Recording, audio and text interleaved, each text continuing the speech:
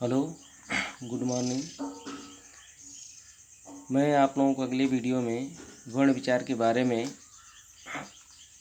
पढ़ाया था। आज मैं वर्ण के कितने भेद होते हैं, तो वर्ण के 3 भेद होते हैं, ठीक ना। स्वर, व्यंजन और अयोगवाह। तो उसमें हम स्वर के बारे में आप लोगों को पढ़ाए थे।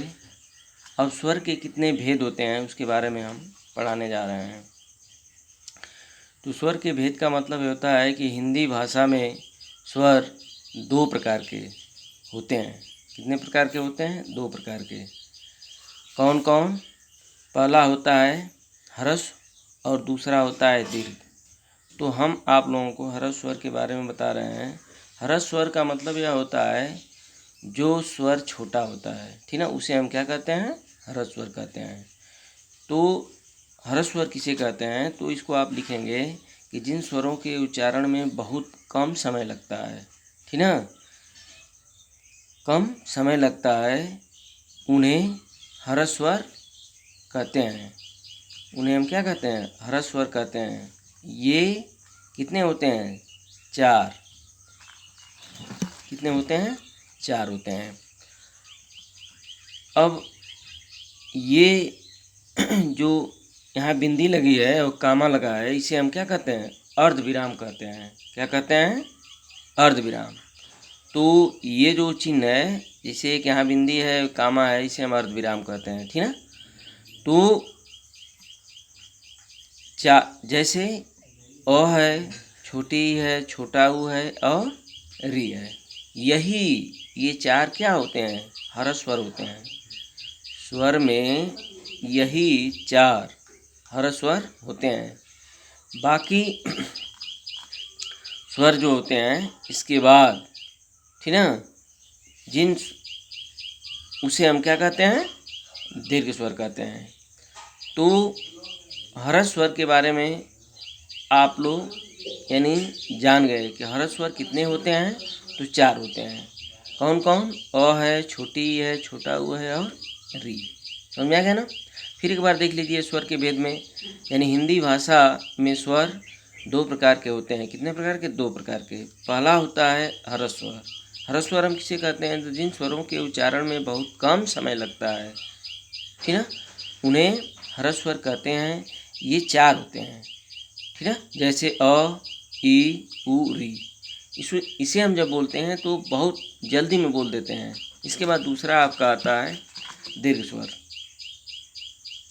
दूसरा ये है आपका दीर्घ स्वर। दीर्घ स्वर का मतलब यह होता है कि जिन स्वरों के उच्चारण में ह्रस्व स्वर, देख रहे हैं ना, ह्रस्व स्वर से 2 गुना का समय लगता है, उन्हें हम दीर्घ स्वर कहते हैं।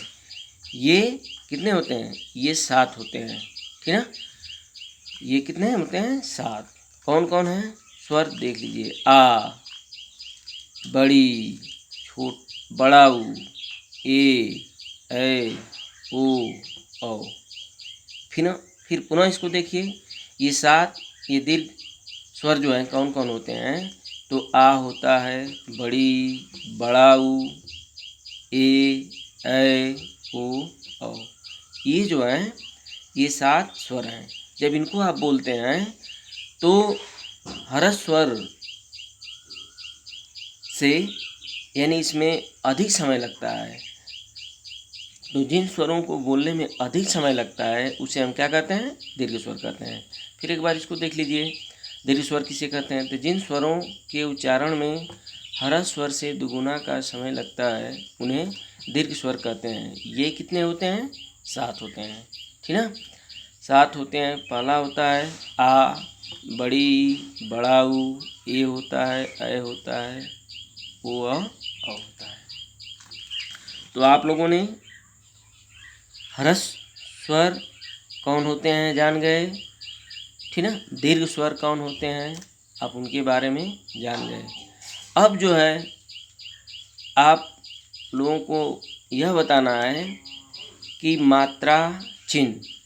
तो मात्रा चिन्ह का मतलब होता है हिंदी भाषा में स्वरों के निम्न या निम्नलिखित चिन्ह होते हैं, जिन्हें जिन्हें व्यंजनों के साथ मिलाकर प्रयोग किया जाता है। नीचे जो कॉलम जो हम बनाए हैं तो इसमें हम स्वर दिए हैं, ठीक ना, और इसमें स्वर और व्यंजन को मिलाकर इसमें शब्द भी बने हैं।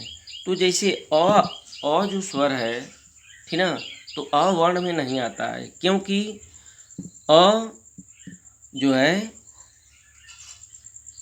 व्यंजन में जुड़ा होता है। जैसे हम लिखते हैं क, ठीक ना, क में तो क धन अ बराबर क होता है। म तो म धन अ बराबर म होता है। ज तो ज धन अ बराबर ज होता है। समझ में आ गया ना। तो यह जो है, ठीक ना, वर्ण जो है अ, यह व्यंजन के साथ जुड़ा होता है, तो ये मात्रा में नहीं आता है। देख रहे हैं ना। अब इसके बाद जैसे मान लीजिए अ है, तो देखिए अ से हम ये मात्रा में नहीं है, इसके बाद मात्रा का प्रयोग माने क, तो देखिए क और ल, देख रहे हैं ना, ये शब्द एक बन रहा है कल, देख रहे हैं ना। फिर इसके बाद फिर म ल मल, ठीक है, कल हो गया, मल हो गया और जल हो गया। यानी ल में समझ ना, जैसे क में अ जो है क्या होता है, जुड़ा होता है, म में अ जुड़ा होता है, तो कल हो गया, मल हो गया और जल हो गया। समझ में आ गया ना। अब दूसरे नंबर पर आता है आपका आ। तो देखिए यह जो मात्रा हम स्वर लिखे हैं, यह छापने वाली मात्रा होती है और यह मात्रा जो है पहचानने वाली होती है। तो छापने के लिए तो आप लोग छाप लेते हैं, लेकिन पहचान नहीं पाते हैं, तो पहचानना बहुत ज़रूरी है। इसलिए देखिए हम इसकी पहचान भी आगे लिख दिए हैं। जैसे आ स्वर है, इसकी पहचानने की मात्रा देखिए आ होता है, देख रहे हैं ना। इसके बाद क पे आ की मात्रा लग गई का। अब इससे हम शब्द जो बनाए हैं तो हो गया काल, ध्यान से देखिएगा, काल, गाल, दाल। आ की मात्रा लगी है ना, क पे भी लगी है, ग पे भी लगी है और द पे लगी है। फिर इसके बाद आपका तीसरा आता है छोटी ई। तो देखिए छोटी की मात्रा इधर से लगती है और यह जो है व्यंजनों के ऊपर यह स्वर लगा होता है, ठीक ना। तो देखिए यह क है, तो क पे देखिए छोटी की मात्रा है। अब इससे हम शब्द इधर बनाए हैं तो होगा किन, गिन और गिर हो गया, ठीक है। इसके बाद चौथा है बड़ी। तो देखिए बड़ी की मात्रा इधर से होती है, समझ में आएगा ना। तो देखिए हो गया कि अब इससे हम शब्द यहाँ बनाए हैं तो होगा, देखिए कील, ऐसे इसको पढ़ेंगे, कीट और नील। तो इसीलिए पहले ही हम आपको बताए हैं कि जो ह्रस्व स्वर होता है उसे हम कम समय में बोलते हैं और जो दीर्घ स्वर होता है उसे थोड़ा हमारी सांस लंबी निकलती है। जैसे इसको हम बोले हैं किन, गिन, गिर, और इसको बोले हैं कील, कीट और नील। समझ आ गया ना। इसके बाद आपका आता है छोटा ऊ। छोटा ऊ की मात्रा इधर से होती है, ठीक ना। यह जो है छापने वाली है या पहचानने वाली है। देखिए क है, क पे छोटा ऊ की मात्रा है। इससे शब्द जो बने हैं कुल, गुल, पुल, देख रहे हैं ना। इसके बाद आपका आता है बड़ा ऊ। बड़ा ऊ की मात्रा इधर से होती है। अब देखिए क पे बड़ा ऊ की मात्रा लगी है, यह क पे देख रहे हैं ना, ये बड़ा ऊ की मात्रा लगी हुई है, तो हो गया कूल, ठीक ना, गूल, देख रहे हैं। इसके बाद पूल। इसके बाद सातवां आपका आता है री, देख रहे हैं ना, री की ये मात्रा लगी हुई है। देखिए क में नीचे जो ये मात्रा लगी है ये री की मात्रा होती है, ठीक ना। तो ये पहचानने की मात्रा है। अब क में देखिए री, तो हो गया ऐसे शब्द कृषि, वृक्ष, कृति, देख रहे हैं ना। इसके बाद आपका ये आता है, ये एक मात्रा है, तो क पे एक मात्रा लगी है। इसको हम जब शब्द बनाएंगे तो देखिए केला, मेला, ठेला, समझ में आएगा ना। इसके बाद आपका आता है नुआ ऐ की मात्रा देखिए ऐसे होती है, क पे ऐ की मात्रा लगी है। ऐसे इसे हम शब्द बनाए हैं कैसा, देख रहे हैं, कैसा, मैला, मैया, देख रहे हैं।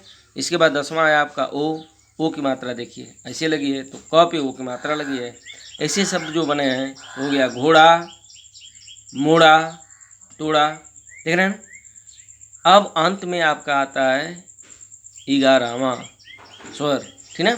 औ की मात्रा ऐसे होती है, देख रहे हैं ना। तो हो गया कौ, कौ पे औ की मात्रा हुई। ऐसे हम शब्द बनाएंगे तो हो जाए कौवा, रौनक, दौलत।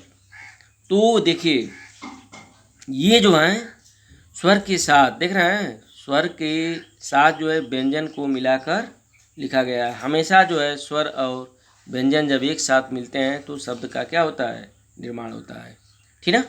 तो आज मैं इस वीडियो को यहीं पढ़ाकर बंद कर रहा हूँ। धन्यवाद।